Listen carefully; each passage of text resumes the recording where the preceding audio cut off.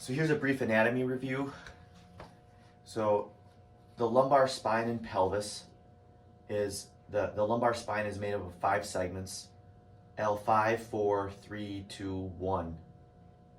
The pelvis, of course, and then the sacrum between the 2 pelvic bones.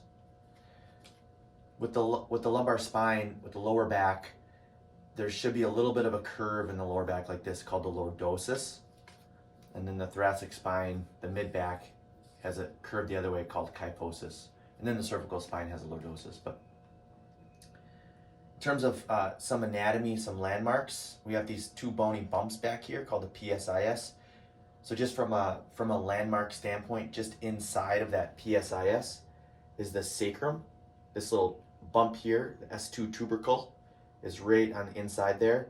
So as we get into the talk, the presentation, I'll mention L5, S1, L4, L5, and I'll be labeling some of these segments, and that's what I'm talking about. So L5, S1 is the lumbar spine, the lowest lumbar spine segment as it sits on the sacrum. Little triangle structure here. And L4 is just above that. So if you make a little line from the pelvic, top of your pelvic structure, your pelvic bones, you make a little line straight across there, you're gonna bump into the L4 segment. So some texts will say it's the L4, L5 interspace. So L4 spinous process is right in that area. In terms of some of the other structures that cause pain or pain generators, which we'll talk about later, we look at the facet joints are pain generators. Those are the joints on the back of the spine, and they tend to cause pain, or they're painful with extension-based movements. I mentioned a gymnast in the presentation. She's doing a lot of back bending, and in those cases we're worried about some of these posterior elements. So again, structures in the back of the spine that can cause pain with extension. Arthritis is essentially those joints in the lower back causing a problem. The other structures that get a lot of attention are the discs. These little cartilage pieces here, those are the discs. Discs are usually problem herniations and so forth when there's a flexion-based injury. So say somebody deadlifting, they are deadlifting and they injure their back. Now they can't bend, coughing and sneezing is painful and so forth. We normally think the discs are a problem. And then we have the nerves that come out of the foramen or the holes on the side of the spine.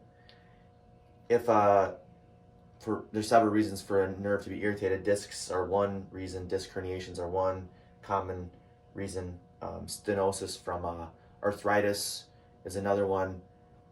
But if these nerves are irritated, people will feel pain down their leg. So just a brief anatomy of the lumbar spine and pelvis. As we're getting into the presentation, you can have a kind of a visual of the landmarks and what the pain generators are.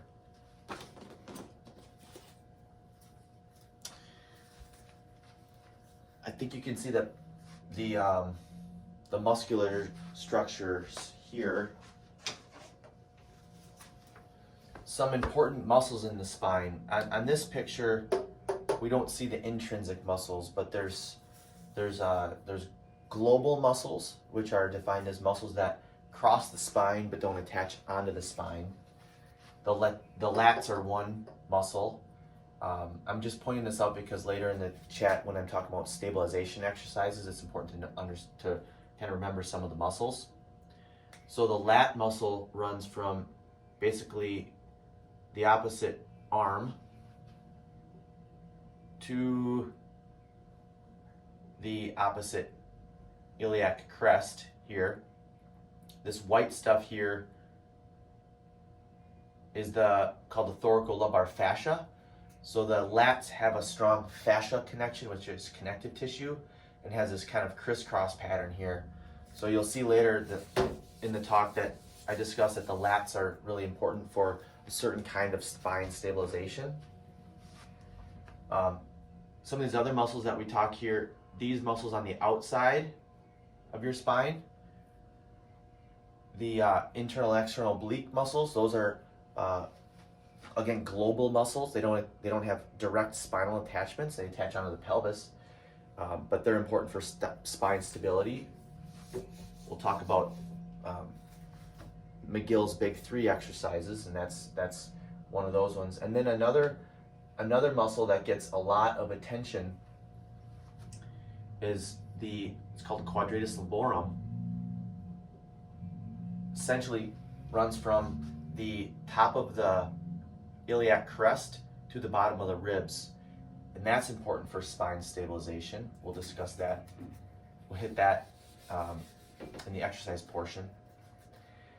And I wish I could show the pictures here. We can't really, so I'll just show you on the model.